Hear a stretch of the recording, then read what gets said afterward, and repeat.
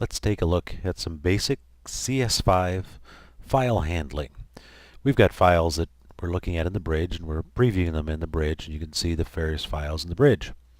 I'm going to pick one here, and I'm going to open this up inside of Photoshop, and it's probably going to expand my screen too big, so let me bring it down so we can see the entire picture inside the video. There we go. So something along that line. So now my image is open inside of Photoshop, and we can see the pumpkins and the sunflowers. Now let's say we do some work in this picture and we want to save this file. It's open in Photoshop.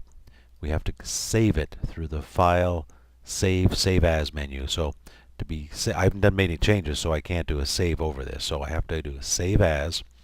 This allows me to rename the file. So I'm going to call it Fair Photos. How's that? Fairphotos.jpg. Take the capital P off. Oh God, here, let me do it again. Fair Photos. There we go. Fair Photos. And we're going to save it as a JPEG let's save it to my desktop. What the heck?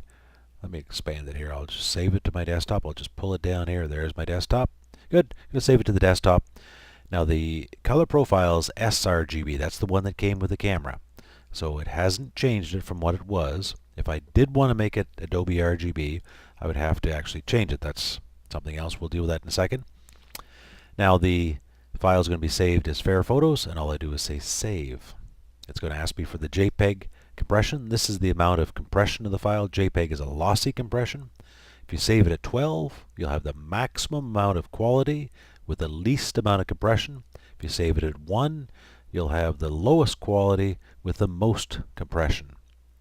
Let's save it as 12. What the heck? You can probably leave baseline standard as the default. There you go. You've saved your file. We've opened and saved a file inside of Photoshop. Now if I take this same file and I make some changes on here, so let me grab a tool over here. I'll just grab the burn tool, and I'll burn in some areas in the back here just to make them a little bit darker.